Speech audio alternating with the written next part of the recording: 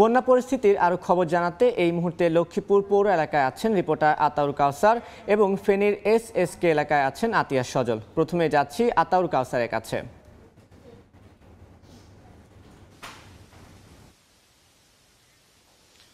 লক্ষ্মীপুর পৌর এলাকার যে জায়গাটিতে আমি এই মুহূর্তে আছি, গতকালকেও আমরা এখানে এসেছিলাম। এখন ঠিক এই মুহূর্তে আমি যেখানে আছি সেখানে গতকালকে যে পরিমাণ পানি ছিল তার চেয়ে অন্তত 10 ইঞ্চি পরিমাণ পানি বেড়েছে, এমনটি আমাদেরকে জানিয়েছেন এলাকাবাসী। এবং আমরাও এসে সচক্ষে তাই দেখতে পেলাম যে এখানে আসলে যে পরিমাণ পানি, সেই পানি গতকালকে এখানে ছিল না। একটু জানিয়ে রাখি, ফেনী থেকে লক্ষ্মীপুর আসার পথে অনেক জায়গায় মহাসড়কে কিন্তু আসলে পানির নিচে তলিয়ে গেছে এবং বিশেষ করে নোয়াখালী থেকে লক্ষ্মীপুর আসার পথের মহাসড়কের প্রায় অর্ধেক অংশই পানির নিচে তলিয়ে গেছে। মহাসড়কের কথাটি এ কারণেই বলছি, কারণ মহাসড়কগুলো কিন্তু তুলনামূলক উঁচু করেই তৈরি করা, অর্থাৎ তার নিচু যে জায়গাগুলো সেই জায়গাগুলো আরও বেশি পরিমাণে পানির নিচে তলিয়েছে। আমরা গতকালকে দেখেছিলাম বেশ কিছু ঘরবাড়ি যেগুলো প্রায় ঘরের অর্ধেক পরিমাণ পানিতে উঠে গিয়েছে। এবং এখানেও আমরা এখন লক্ষ্মীপুরে এসে যা দেখেছি যে বেশ কিছু ঘরবাড়িতে হাঁটু সমান পানি, কোনোটিতে আরও বেশি পানিও উঠেছে। এবং বরাবরের মতো যেটি আমরা দেখছি যে যেটি তুলনামূলক প্রত্যন্ত জায়গা, সে জায়গায় বেশি পানি উঠছে, কারণ সে জায়গাটি তুলনামূলকভাবে বেশি নিচু। অর্থাৎ যত বেশি নিচু তত বেশি জায়গায় পানি উঠছে বেশি করে। এবং কিছু আশ্রয় কেন্দ্র খোলা হয়েছে, আমরা দেখছি যে সে আশ্রয় কেন্দ্রে মানুষ যাচ্ছেন, যার যতটুকুই নিয়ে যাওয়ার মতন সুযোগ আছে সে তা নিয়েই বের হচ্ছে। তো এই মুহূর্তে এখনো পর্যন্ত আসলে লক্ষ্মীপুরে খুব বেশি পরিমাণে ত্রাণ বিতরণের দৃশ্য আমাদের চোখে পড়েনি। আমরা দেখেছি রাস্তা দিয়ে কিছু গাড়ি যেতে ত্রাণ বোঝাই করা। তো যারা বন্যা দুর্গত এলাকায় আছেন তারা অধিকাংশই আমাদের মাধ্যমে যারা ত্রাণ দিচ্ছেন এবং সরকারের বিভিন্ন বাহিনী বা সরকারের বিভিন্ন সংস্থা যারা আছে তাদের কাছে তারা অনুরোধ জানিয়েছেন যে দ্রুত যেন লক্ষ্মীপুরের দিকে নজর দেওয়া হয়, কারণ লক্ষ্মীপুরে পানি বাড়ছে। গতকালকে আমরা যেমনটি বলছিলাম যে সীমান্তবর্তী জেলা ফেনী এবং কুমিল্লা থেকে পানি ক্রমেই পশ্চিম দিকে ধাবিত হচ্ছিল, অর্থাৎ ফেনী কুমিল্লা থেকে নোয়াখালী হয়ে লক্ষ্মীপুর হয়ে এই পানিটি মেঘনা নদীতে গিয়ে পড়বে, এমনটি বলছেন যারা অতীত অভিজ্ঞতা আছে বন্যা যারা দেখেছেন সেই বয়স্ক ব্যক্তিরা এমনটি বলছেন যে এর আগে ওনারা দেখেছেন যে ফেনীর এদিক থেকে বন্যার পানি এসে সেটি এক পর্যায়ে মেঘনা নদীতে গিয়েই পড়ে। তো এভাবে এই কারণেই এখন কিন্তু তুলনামূলকভাবে লক্ষ্মীপুরে পানি বাড়ছে এবং লক্ষ্মীপুরের মান্দারি, জোকসিন এই ধরনের যে জায়গাগুলো আছে, চন্দ্রগঞ্জ, সেই জায়গাগুলোর ভেতরে প্রচুর পরিমাণ পানি এবং মানুষজন অনেকেই তারা আশ্রয় কেন্দ্রে গিয়েছেন, এমনটি সেখান থেকে আমরা তথ্য পাচ্ছি। কিন্তু যে বিষয়টি যে অনেক প্রত্যন্ত অঞ্চলে আমরা চাইলেই যেতে পারছি না, কারণ সড়কগুলো পুরোপুরি পানির নিচে তলিয়ে গেছে, গাড়ি নিয়ে সেদিকে যাওয়ার মতন আর কোনো অবস্থাই নেই। তো গত 2-3 দিন ধরে যে বিষয়টি আমরা বারবার বলছিলাম যে এই বন্যা পরিস্থিতি মোকাবেলার জন্য অন্যতম যে জিনিসটি দরকার সেটি হচ্ছে নৌকা।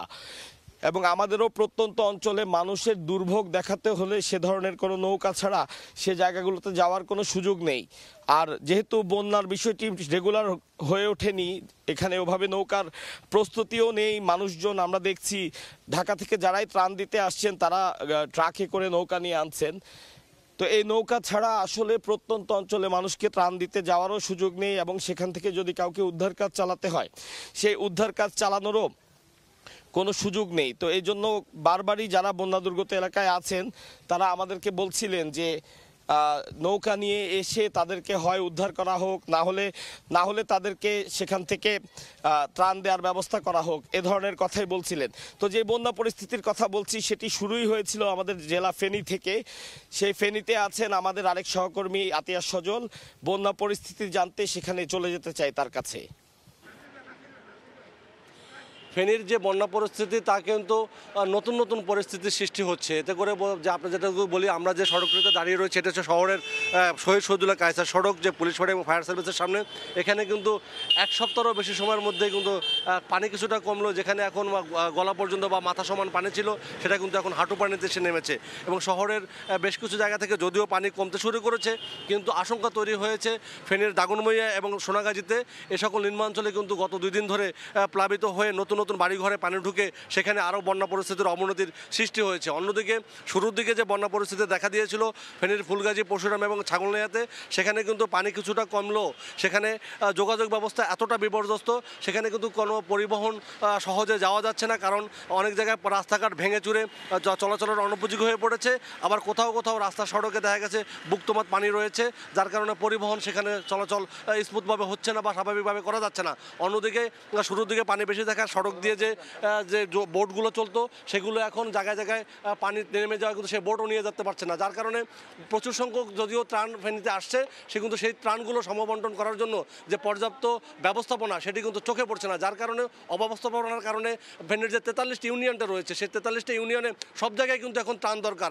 বিশেষ করে পরশুরাম, ফুলগাজী বা ছাগলনাইয়ার দিকে দরকার এখন হচ্ছে যে চাল ডাল বা এই জাতীয় খাবার, যাতে করে রান্না করে খেতে পারে ওই জাতীয়। আবার যেখানে ছাগলনাইয়া, যেখানে সোনাগাজী এবং দাগনমিয়া এলাকা রয়েছে সেখানে প্লাবিত হচ্ছে, সেখানে কিন্তু বিশুদ্ধ পানি এবং শুকনো খাবারের দরকার, এবং এই সকল খাবারগুলো কিভাবে বন্টন হয়ে সব জায়গায় পাবে তা কিন্তু আমরা দেখতে পাচ্ছি এই ধরনের ব্যবস্থাপনা এখন হয়নি, যার কারণে কিন্তু কোথাও ত্রাণ এক লোক একাধিকবার পাচ্ছে, কোথাও মোটেই পাচ্ছে না বলে চারিদিকে একটা হাহাকার পরিবেশ সৃষ্টি হয়েছে।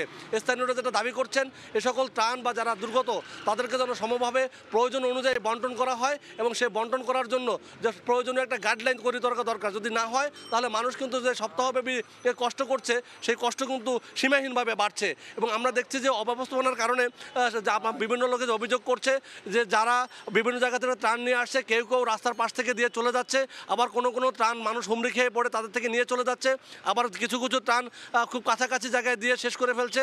কিন্তু দুর্গম এলাকায় বা যারা সত্যিকারের ক্ষতিগ্রস্ত, বেশি ক্ষতিগ্রস্ত, তারা কিন্তু তাদের প্রয়োজন অনুযায়ী পর্যাপ্ত ত্রাণ পাচ্ছে না। বিশেষ করে এখন বন্যার পানি নেমে যাওয়ায় বা কিছু কিছু জায়গায় এখন ডায়রিয়া বা যে আমাশয় জাতীয় রোগ বা পানিবাহিত রোগ দেখা দিয়েছে, শিশুদের যে শিশু খাদ্য যে স্বল্পতা দেখা দিয়েছে, এবং যে বিভিন্নভাবে যে নারীদের যে হাইজেনিক মেনটেন করার যে বিভিন্ন সামগ্রী সেগুলোর প্রয়োজনীয়তা দেখা দিয়েছে।